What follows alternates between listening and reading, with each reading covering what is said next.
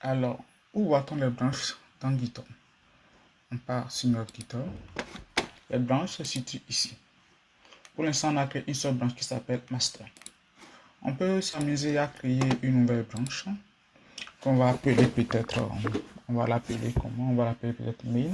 Pour créer une nouvelle branche et y accéder, on va créer une nouvelle branche et y accéder directement en faisant un checkout -b. Le checkout permet de changer de branche, mais l'option -b permet de créer cette branche puis d'aller là-dessus directement. Du coup, on fait un git checkout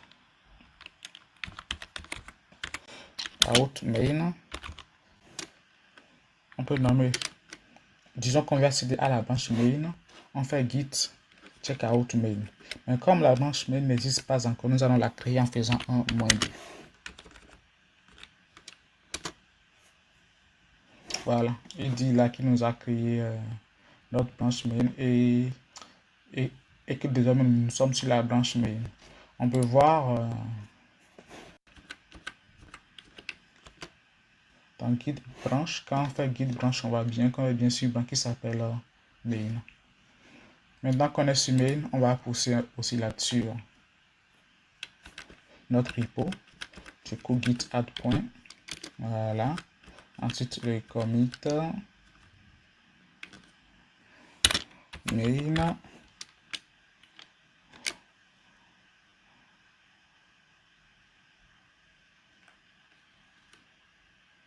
Ok.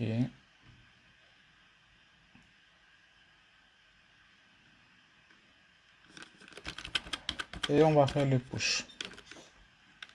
Push maintenant sur main.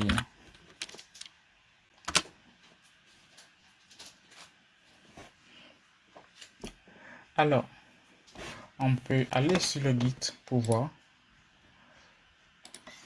Ici, ne s'affiche pas, on va actualiser notre GitHub. On revérifie. On voit bien main qui apparaît désormais. Et quand on passe sur main, on va également le contenu de notre projet comme il est poussé là-dessus.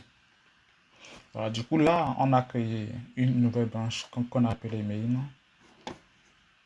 Et on y a accédé. Alors, qu'est-ce que je peux vous montrer encore? On peut voir par exemple comment supprimer une branche. On a créé la branche, mais maintenant on va la supprimer. Bon, déjà, je vais faire un checkout vers ma branche master. Je vais retourner sur ma branche master. Pas besoin de mettre le -b parce que la branche master existe déjà. Et quand je vais vérifier sur quelle branche je suis actuellement, je vais faire un git.branche. Git branche. Et il voit bien que je suis sur la branche master.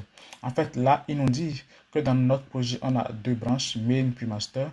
Et le étoile master signifie que actuellement nous sommes sur la branche master. Voilà. Du coup, nous voulons supprimer la branche main. Pour le faire, nous allons d'abord la supprimer en local, puis après à distance. Pour la supprimer en local, on fait un git branch -d main.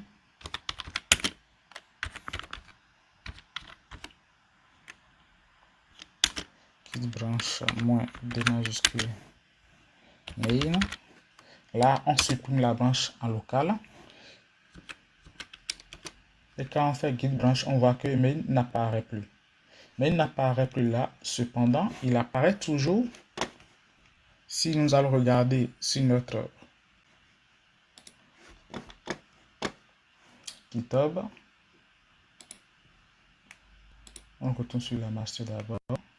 Puis on actualise notre GitHub.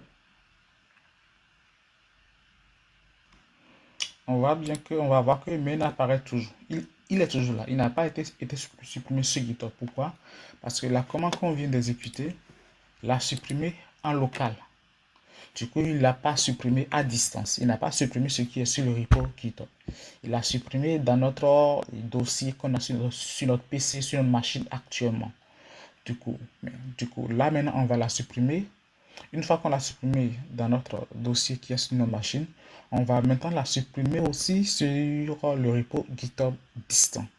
Pour le faire, on va faire un git push.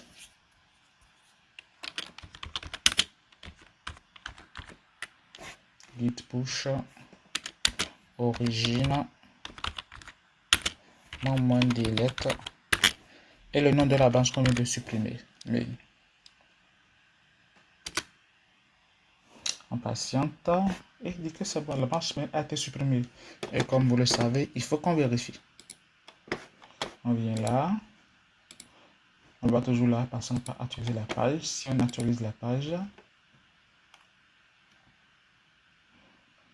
on va regarder dans les branches. Il n'y aura plus main. Vous voyez, main a disparu. Du coup, on l'a bien supprimé. Donc, voilà un peu ce que je voulais vous montrer. Il y a plein d'autres commandes sur GitHub. Parcourez un peu le net.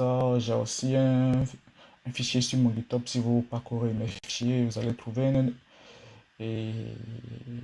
un fichier TXT qui contient plein de commandes sur GitHub ainsi que l'explication.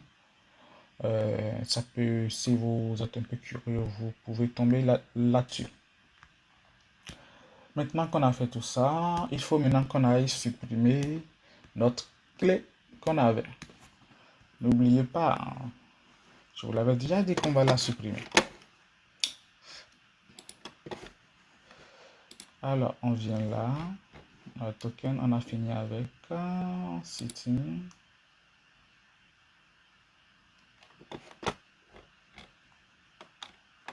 Allez, ici.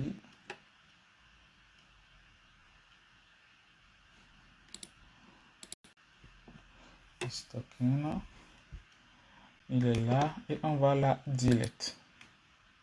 Oui, je vais la delete. Et voilà, on a supprimé le token et donc, même si vous avez assez, même si vous voyez le token là actuellement, il n'est plus utilisable parce que je viens de le supprimer de mon GitHub. Alors, c'est tout pour la partie technique. Si vous voulez aller plus loin, vous pouvez encore regarder un peu sur mon repo GitHub.